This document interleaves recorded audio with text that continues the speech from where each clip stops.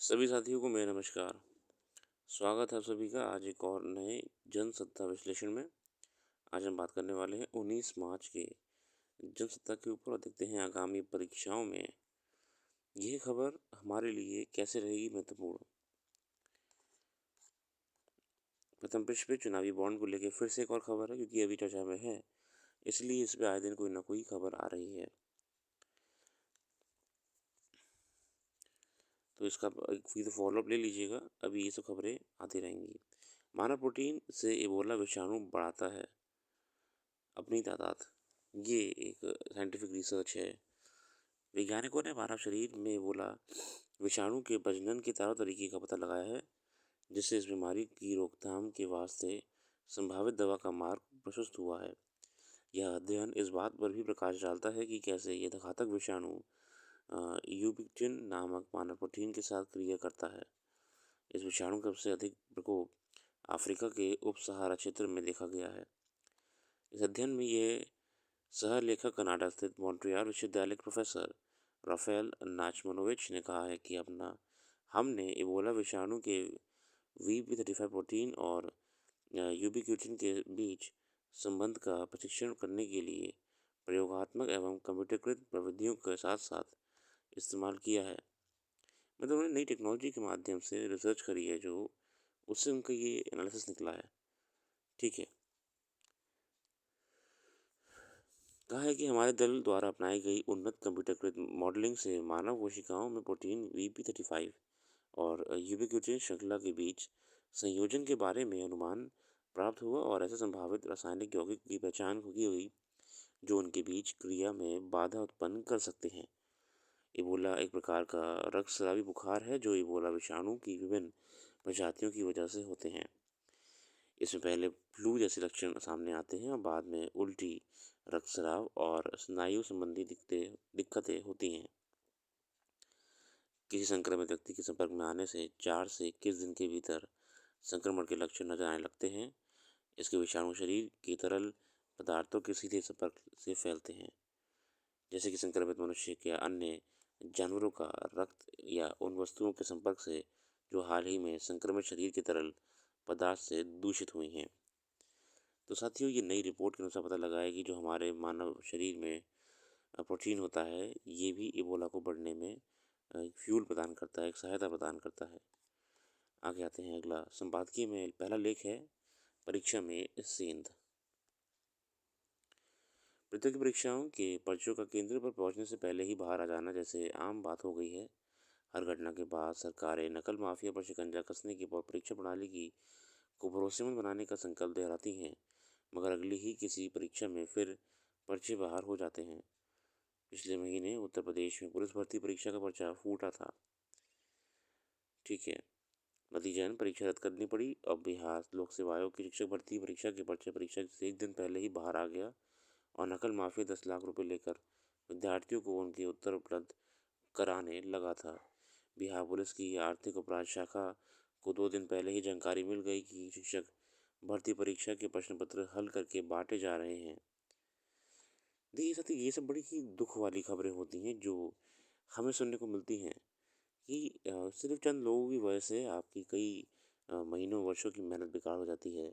आपको फिर से री एग्जाम में बैठना पड़ता है, फिर से आना पड़ता है।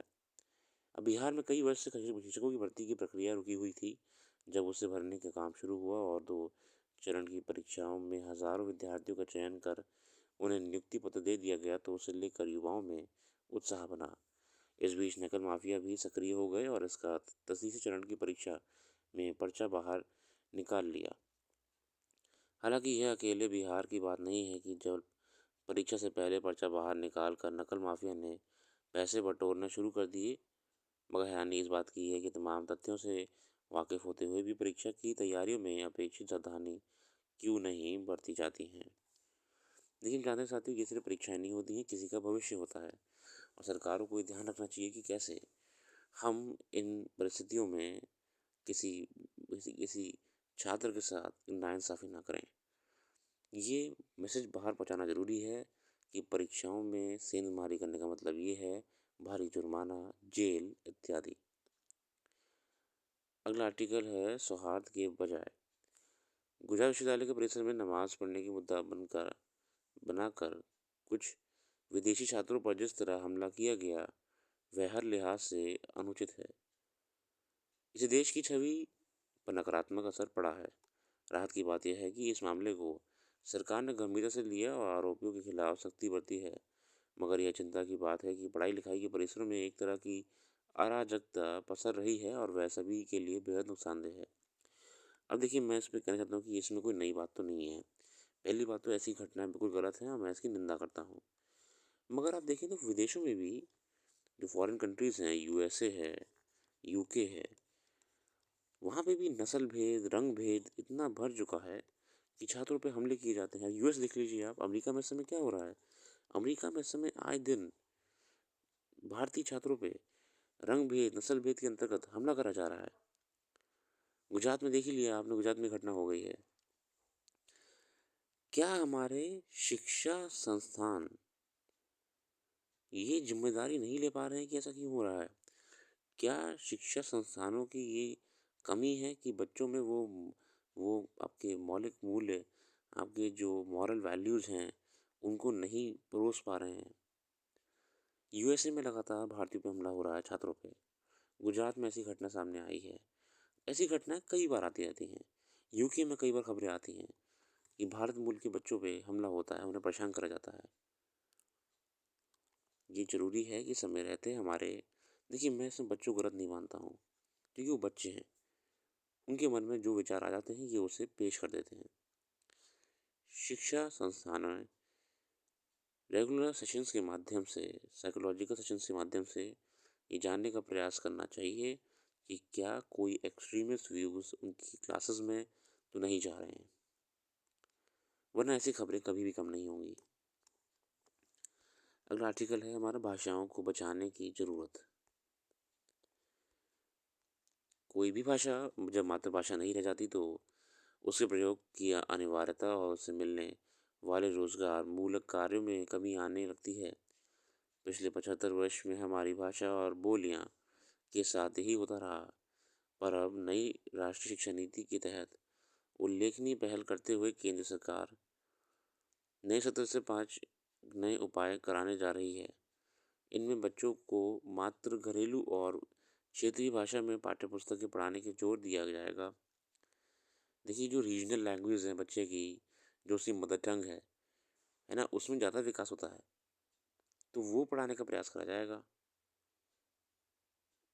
जल्द ही देश की बाकी राज्यों की आंचलिक भाषाओं में प्रविष्टिकाओं उपलब्ध करा दी जाएंगी। क्षेत्रीय भाषाएं और बोलियां हमारी सांस्कृतिक धरोहर हैं। कोई भी भाषा कितनी ही छोटे क्षेत्र में भले कम से कम लोगों द्वारा बोली जाती हो, पर उसमें पारंपरिक ज्ञान का असीम खजाना होता है। ऐसी भाषाओं का उपयोग जब मातृभाषा के रूप में नहीं रह जाता तो वह विलुप्त होने लगती हैं। खासकर आदिवासी और अन्य जनजातीय भाषाएं लगातार उपेक्षा का शिकार होने के कारण विलुप्त हो रही हैं। 26 जनवरी 2010 की अंडमान द्वीप समूह की 85 वर्षीय बुआओं के निधन के साथ अंडमानी भाषा बो भी हमेशा के लिए विलुप्त हो गई। मतलब 26 जनवरी 2010 में आपके अंडमान द्वीप समूह के 85 वर्षीय बुआ एक व्यक्ति थे, इनका निधन हो गया और यही आखिरी व्यक्ति थे जो वहाँ की लोकल भाषा बोलते थे, बो भाषा। तो हमने इनकी जाते ही वो भाषा खो दी। इस भाषा को जानने, बोलने और लिखने वाली वह अंतिम इंसान थी। इसके पहले नवंबर 2009 के एक और महिला बोरो की मौत के साथ खोरा भाषा का अस्तित्व समाप्त हो गया। मतलब जो बिल्कुल विलुप्त भाषाएं हैं, जो बिल्कुल खास भाषाएं हैं, इनके ख़त्म हो जाने से हम एक सांस्कृतिक धरोहर को खो रहे हैं। किसी भी भाषा की मौत के साथ उस भाषा का ज्ञान भंडार, इतिहास, संस्कृति, उस क्षेत्र के भूगोल से जुड़े तमाम तथ्य भी खत्म हो जाते हैं। भारत सरकार ने उन भाषाओं के आंकड़ों का समूह संग्रह किया जिन्हें 10,000 से अधिक संख्या में लोग बोलते हैं। 2011 की जनगणना के आंकड़ों के अनुसार ऐसी 121 भाषाएं और 234 मातृभाषाएं हैं। भाषा गणना में उन भाषाओं और बोलियों की गिनती में शामिल ही नहीं किया जाए जिनकी बोलने वालों की संख्या 10,000 से कम है। National geographic society and living tongues institute for and and the language के अनुसार हर पखवाड़े की एक भाषा की मौत हो रही है। सन 2100 तक बहुमंडल में बोली जाने वाली 7,000 से भी अधिक भाषाएं का लोप हो सकता है। इनमें से पूरी दुनिया 2700 भाषाएं संकटग्रस्त हैं। इन भाषाओं में असम की 17 भाषाएं शामिल हैं। यूनेस्को द्वारा जारी एक जानकारी के मुताबिक असम की देवरी, मीसिंग, कछारी, बांट, तीवा और कोच राजवंशी सबसे संकटग्रस्त भाषाएं हैं। ये यूनेस्को ने बताया कि जो असम की हमारी रीजनल लैंग्वेजेस हैं, वो सबसे ज़्यादा खत्म होने की जरूरत आगे कगार पे आ चुकी हैं। मतलब कि आने वाले समय में अगर हमने इनको बचाने का प्रयास नहीं करा, तो हम इन्हें भी खो देंगे। वही भाषाएं लिपियों के रूप में जीवित रह सकती हैं जो उपयोग में बनी रही हैं। पूरी दुनिया में 15,000 से अधिक भाषाएं दर्ज हैं, लेकिन आज इनमें से आधी से ज़्यादा मर चुकी हैं। देखिए साथियों, हमें ज़रूरी है कि हम समय रहते ये प्रयास करें कि कैसे उस क्षेत्र की भाषाएं, जो लैंग्वेजेस हैं, ये बची रहें। और ये भाषा बची ही नहीं रहें, इन भाषा को हम और मोटिवेट करें। हम कैसे मोटिवेट करेंगे? हम क्षेत्रों में जो उनकी लोकल लैंग्वेज है, जो लोकल डायलेक्ट है, हम उसको प्रसार करेंगे। हम ये प्रयास करेंगे कि उनके सिलेबस में, हम प्रयास करेंगे कि उनके पाठ्यक्रम में वो भाषाएँ आएँ। अरे जब बच्चे वो पाठ्यक्रम में भाषा पढ़ेंगे, उनकी किताबों में वो भाषा आएगी, जो क्षेत्रीय भाषा है, तो अपने आप उसका जीवन बना रहेगा। मगर अगर हम ये कर दें कि ये भाषा सिर्फ़ बच्चा घर पे ही बोले, ठीक है, स्कूल में ये बोलनी नहीं है, तो जैसे-जैसे ये बच्चा बड़ा होगा, ये कॉलेज में जाएगा और ये पाएगा कि भाई मेरी जो भाषा थी, जो क्षेत्रीय भाषा थी, वो तो मैं सिर्फ़ घर में बोलता था और बाहर तो कोई बात ही नहीं करता है इस पे।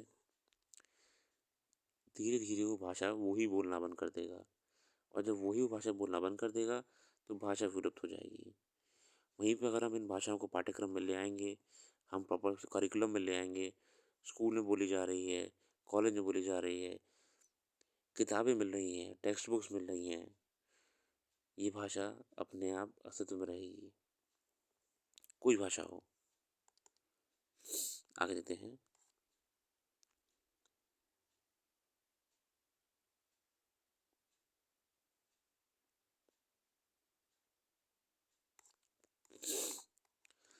बाकी आज के लिए इतना रखते हैं। आप लोगों ने अपना कीमती समय दिया उसके लिए बहुत धन्यवाद। और जो भी करंट अफेयर्स हमने यहाँ मिस कर दी है, आपको वो करंट अफेयर्स हमारी वेबसाइट पे मिल जाएगी। वेबसाइट का लिंक आपको डिस्क्रिप्शन में मौजूद है। बाकी अखबार का अध्ययन आप अपने आप से भी करिएगा। हम सिर्फ एक क्विक विश्लेषण का प्रयास कर रहे हैं, इसलिए हम पूरी बात नहीं कर सकते। जो करंट अफेयर्स हमने यहाँ मिस कर दी है, आपको हमारी वेबसाइट में मिल जाएगी। डिस्क्रिप्शन उसमें लिंक का लिंक मौजूद है। Thank you.